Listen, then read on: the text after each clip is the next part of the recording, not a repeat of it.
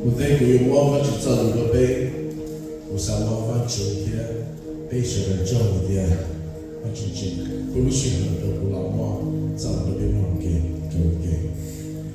如是很人，如是很人做都能不被对的，要如是很你我的杯是人，你得被搞到，你今早给做的一点，不多做一点。那么被到拿到都中途，他做了这个东西。他造这个的人要付，也那么被动了，老远的路上造的被动去支付，到了那女路这里，女付，农业有很多，个地是要你讲的呀。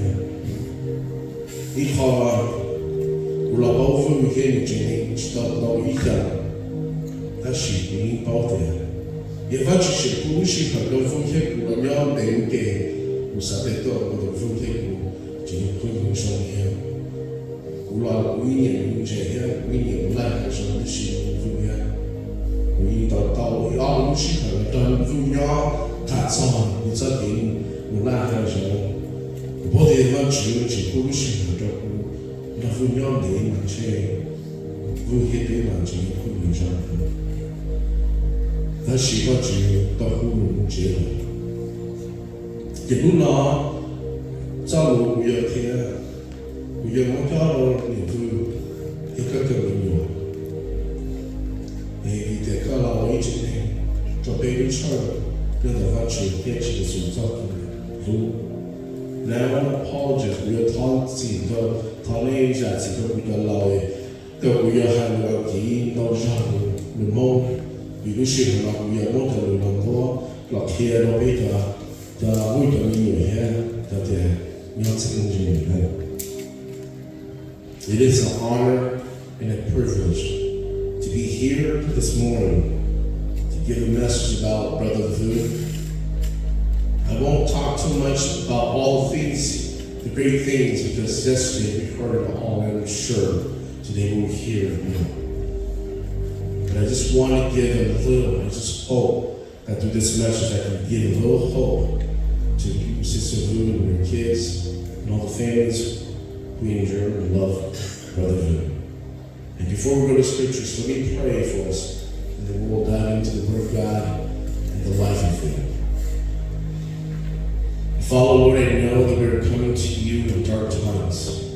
We are coming to you in times of mourning and sorrow. And Lord, we may not understand the plans and the things that are coming and going in our life. But this loss of Brother Vu is taking a toll on all of us, Lord. And as we gather today, I pray that your love and your mercy gives us strength to be able to go through the day and be able to celebrate the life of our Brother Vu. Lord, we thank you and we love you. In Jesus' name, amen. You know, there's a story that Jesus shares in the Bible, and a lot of our Christians, and a lot of those who are not Christian, may know of. It's called the Parables of the Talents. And I'm not going to read word for word because the message is quite long, but we're going to summarize it down to understand what it means to live a life that God has called us, in a sense. So if you have your Bible, if you want to write it down, it's up to you. But the story of the parables of the talents, you can find it in Matthew chapter 25, verse 14 to 30. And again, I'm not going to read the scriptures in fullness because for the sake of time. But Jesus starts telling the story. He starts it by telling about a master. This master, obviously, he has money, and he has property, and he has servants. And before he goes on a journey, he calls his servants to come, and he gives them a little bit of task. And before he goes, he tells the servants, I'm going to be on this, I'm going to be gone for a while, and you guys have to take care of our property. You have to take care of the things that leave behind for you. And so Jesus calls 3 of the servants. He gives them each a different amount of talents. And talents was money in a sense at that time. first servant he called upon, he gave him 5 talents. Let's just say 5 coins. And so what the servant does after the master leaves, he goes and he starts trading, he starts investing that 5 talents. And by the end of the day, or whenever he's finished, he doubles that 5 to become 10. And the second servant, the master gives him 2 talents, 2 coins, you can say. And he does the same as well. He takes those coins and he does investment. He works hard. He doubles it to 4. And there's a third servant. And that third servant, the master gives him 1 talent, 1 coin, you can say. So what does the servant do? And most of us, we know the story. He takes that coin and that talent and he buries it. See, his logic thinking was that if I take this from the master, if I lose it, I might not be able to tell him why. And I'm afraid of losing it. So he digs a hole and he takes this coin or this talent that the master supposedly tells him to invest, and he buries it, keeps it safe. And so eventually the master returns from his journey. He comes back, he calls his servants, and he goes to each of the servants that he gave talents to, or coins to.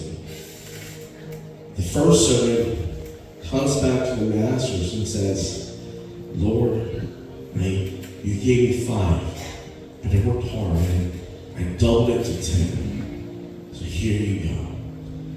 And the master's reply was simple yet beautiful. He says, well done, good faithful servant. You've been faithful over a little time, but yet you do so much. And enter the joy of your master. And then he goes to the second servant, and similar as well. The servant comes back and says, you gave me 2 coins or 2 talents, and I doubled it to 4. So he gives it to the master, and the master replies the same way. Well done, good faithful servant. You have been faithful over a little. I will set you over much. Enter into the joy of the master. And now the story turns it, right? We get to the third servant. And the servant eventually digs up the coin or the talent that was given to him. And he starts to explain his reasoning why the master should understand what he did. He starts making excuses. He says, I know, master, that you work really hard. And you work really hard. And I don't want you to lose what you gave me. So what I did was, if I buried it, at least you didn't lose anything. And that was his reasoning. That's what his excuse was. And so the master is angry. And he's upset. And he explains to the third servant that if you were so afraid of losing what belongs to me, if you have simply took it and put it in a bank or a bank, you could simply have gotten a little bit of interest back for the money that I gave you. And at least you could have done that. And at least you could have got some interest. And eventually the master takes that 1 talent or 1 coin from the third servant and gives it to the first servant. When I think of Brother Vu, I'm reminded of this story of the 3 servants and the master. And if you have not figured out yet, by now, of the master is God. See, God gives us talents to every one of us, whether you believe it or not. In our life, God gives us a life, a chance to do difference. Whether you believe that the God exists and others are saying that you only live once, that you only have one life. And that's what we're going to talk about, is the life that's given to you. What talents have God given you, and how have you multiplied it. I believe that God gave food several talents as well, or several coins for him to invest. See, I believe that God gave food the talent of love. He did. Because when we sit here and we see all the amazing things he did, right? God gave him such a big heart, because yesterday and even today, I can see how many people that is in here that was impacted by his love. Again, he was generous. He gave without hesitation. And he multiplied that love through his kids, his wife, his family, and his friends. See, I might not have known Vu as long as some of you. And some of you can really say that you've known him your whole life. And yesterday when I heard all the great things about Vu and how much of a family man he is, and how he puts his wife first with his children, and how he gave unconditionally. We all know that Vu's love language was the act of service. He showed his love by doing. He didn't say, he just did. Several people came up here at the family time and talked about how eagerly he is to help, to give, and to serve. And so I want to encourage us all, families and friends, that you have to understand that Vu has finished his race. And now he's with the Lord. And he leaves behind a legacy that some of us might find hard to follow because of how unconditional his love was for all of us. See, in his story, in this lifetime, has ended with the Master saying to him, "Well done." And we know he's with the Lord. See, the truth is, by tomorrow afternoon, we will have put and laid Vu to rest. We'll be saying our last goodbyes, and many of us will not be able to stop the tears, knowing that in this lifetime, we will never see him again. But for some of us, this may be the hardest thing we'll have to go through since his passing. And the question is now, where do we go from here? Day will become another day. Months will come, and years will come. And just 8 months ago, I was standing in the exact same spot. And my daughter, Katie, was in the exact same spot where Brother Vu was in. My daughter was only 18 years old when God called her home. And she went to be with the Lord. See, burying my daughter was probably one of the hardest and darkest moments in my life. And then I asked myself, where do I go from here? Tomorrow afternoon, each one of us who have loved Vu, who has felt his embrace, felt his talents multiplying us, will ask, where do we go from here now?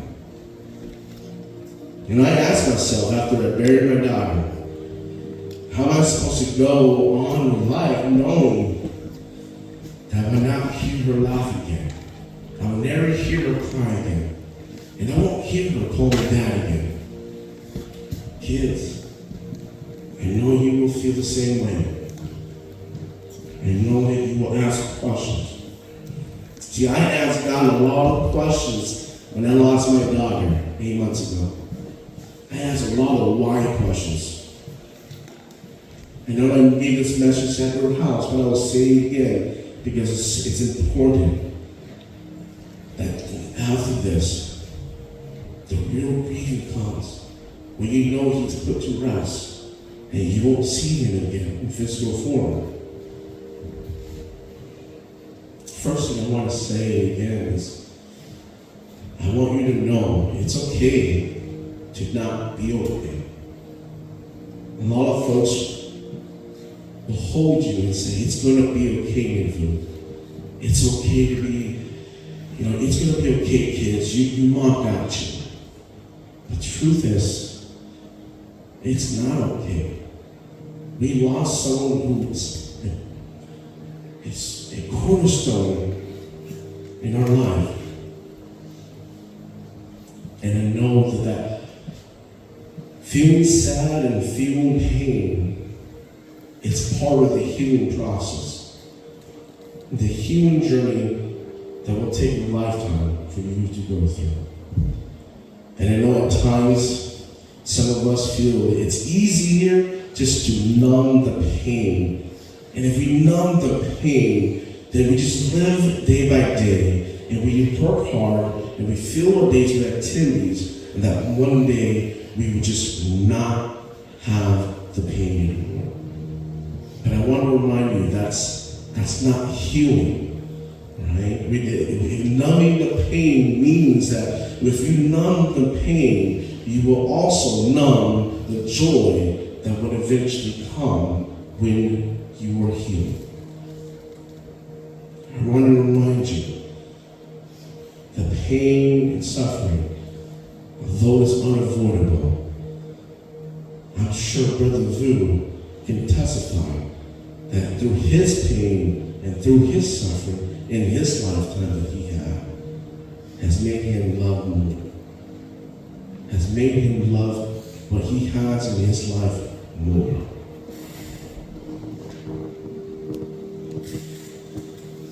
And I remember, after marrying Kaylee and leaving the spot, it's not about me, but I want to share how it feels.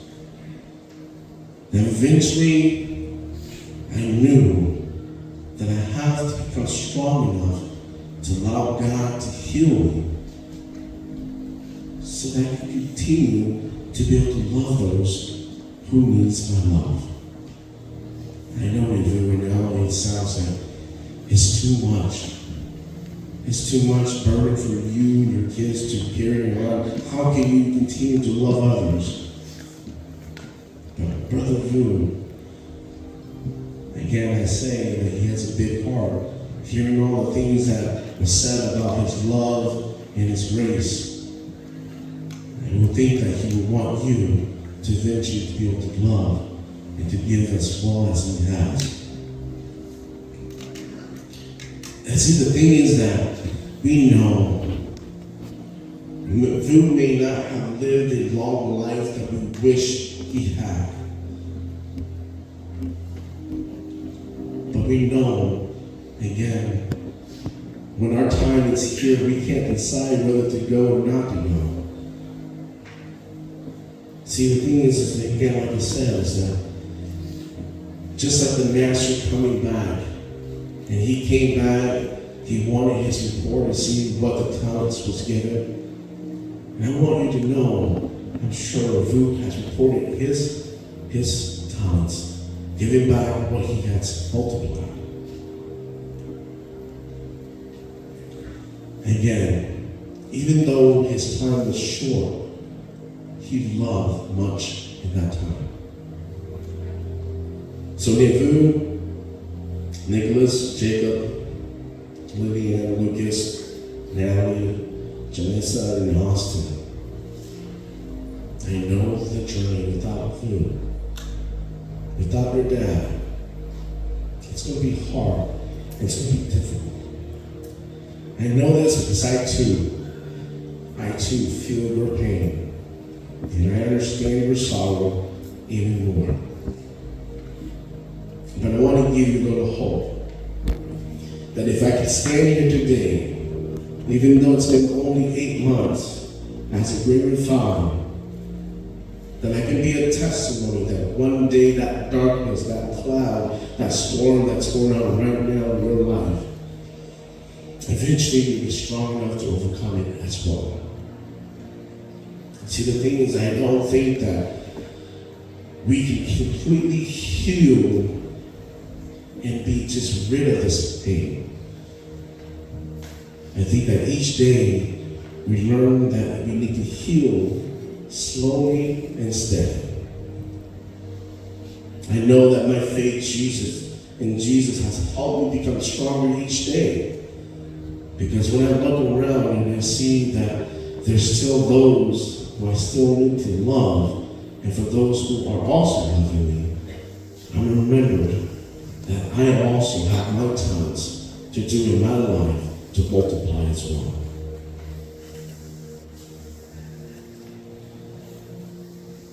And one thing I put my hope in, and I hope that you will too, is that one day when we finish our race, again, that's one thing that we do know, whether you believe in God or not, that we all will eventually meet our death as well.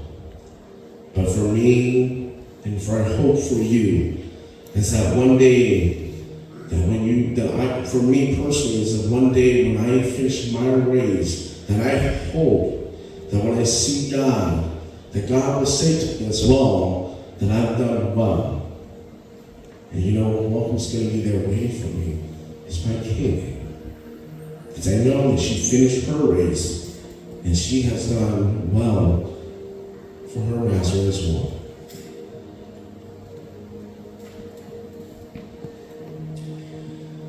So I say this to you.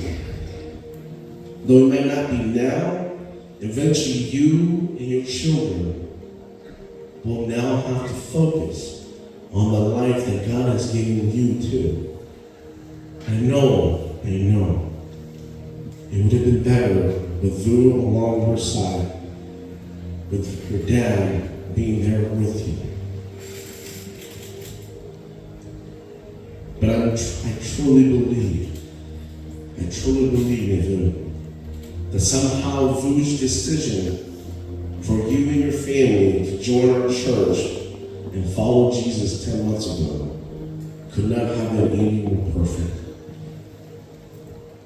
It was like Vu knew that his time was coming to an end. And he knew that through his passing, that you would need more family, more friends to help you through this journey.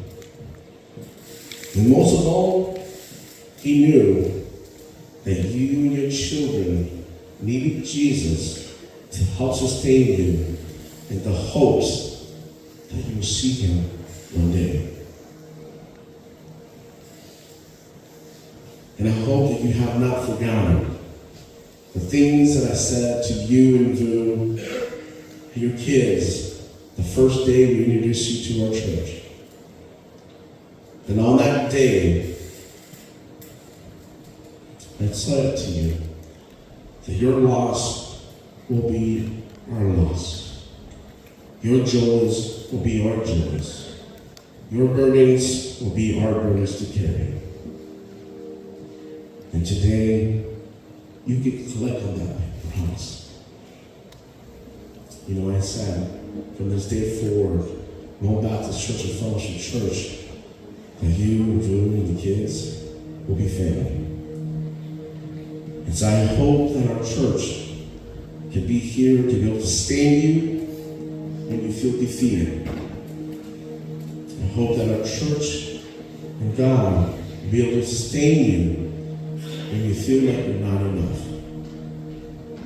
We're here to help sustain you when the pain is too much to bear.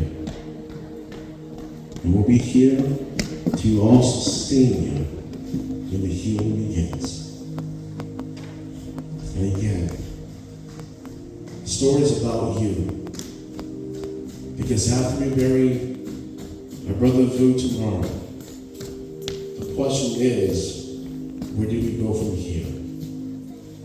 And I tell you, again, I would stay here as a testament that if it wasn't for the love of Jesus, knowing that loving comes unconditional, that I wouldn't be here to give my testimony, that you too, this will pass. And one day you will look at this and there's an epiphany point for you in your life. And for Vu's sons, I know people are saying to you right now, like, you gotta man up and be the father, but I want you to remember. And again, there will be a point where you will have to man up. And today, you're his son. And if he was here, he would have carried that burden for you. So remember that you're also not just to be man and not have joy, but it's also to enjoy the moments that you have with your mom. The day comes where everyone will expect you to be that man. And I know that God will provide you that strength when the time is right.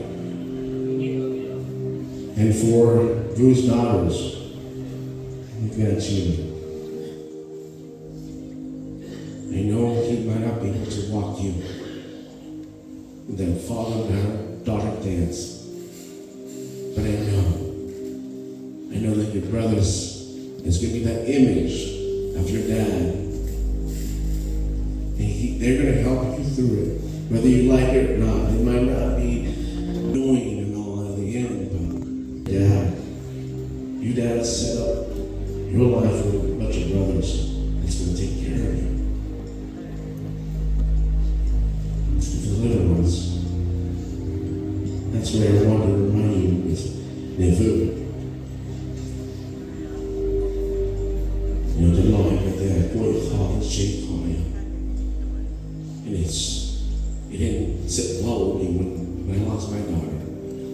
But I realized after burying my daughter, that when you have little ones, you have to show them that yes, it is sad without their dad, but there can be joy because they deserve it too. So there's a time to mourn, and there'll be a time for joy. I'm not asking you to do it right now, but there'll be a time your frown will have to be turned upside down so the little ones could have got the love that they would have gotten from the dad. And like I said yesterday, I'm sorry. You know, right now you're a mother and you're a grieving wife. And now you have to also be a loving father, showing your kids that you got this. And I want you to know, and again, like I said, you could collect on our promise that our church, the rest of the families and friends that you have here, are here to be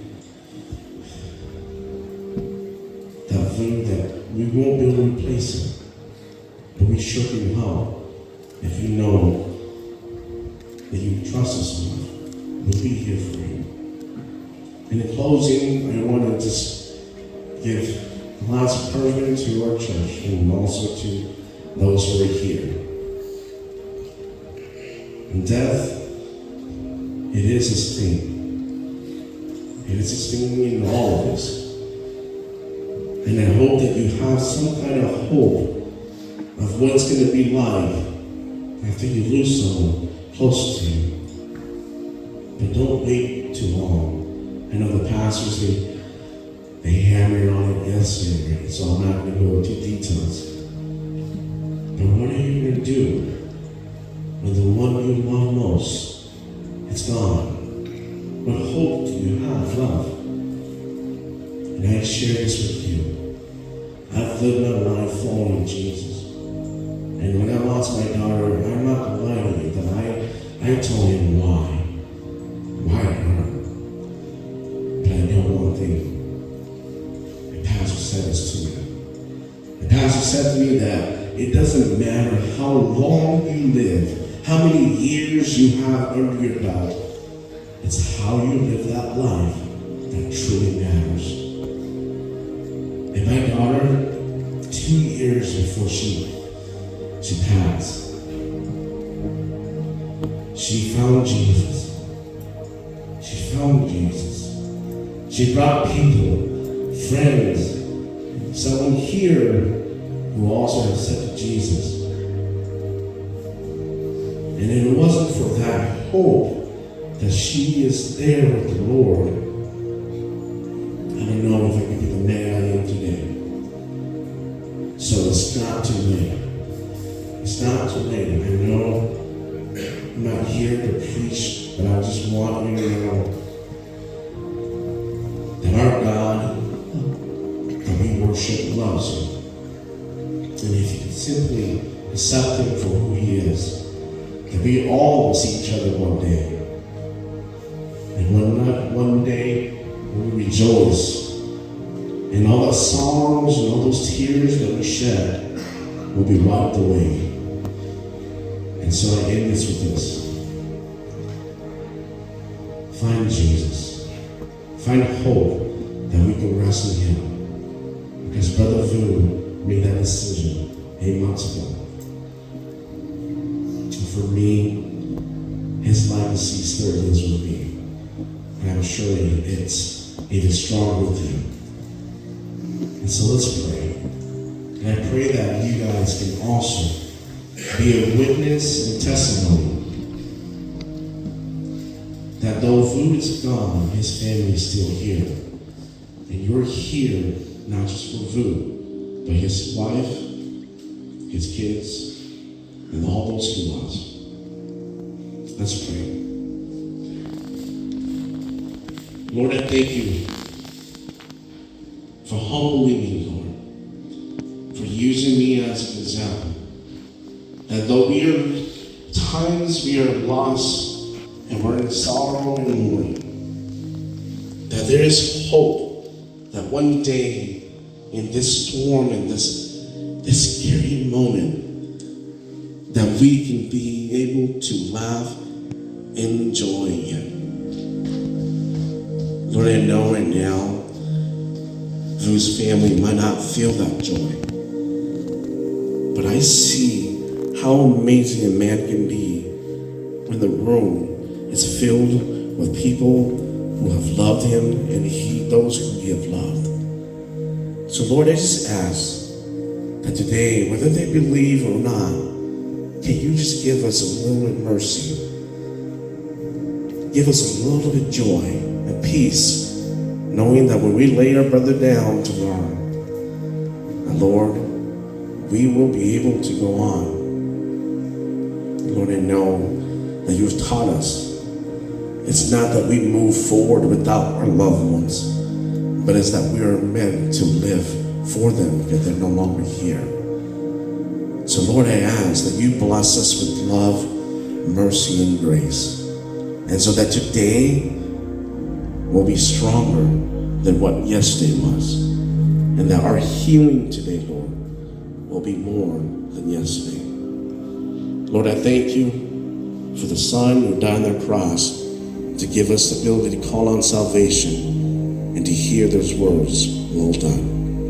I thank you, Lord, in Jesus' name, amen.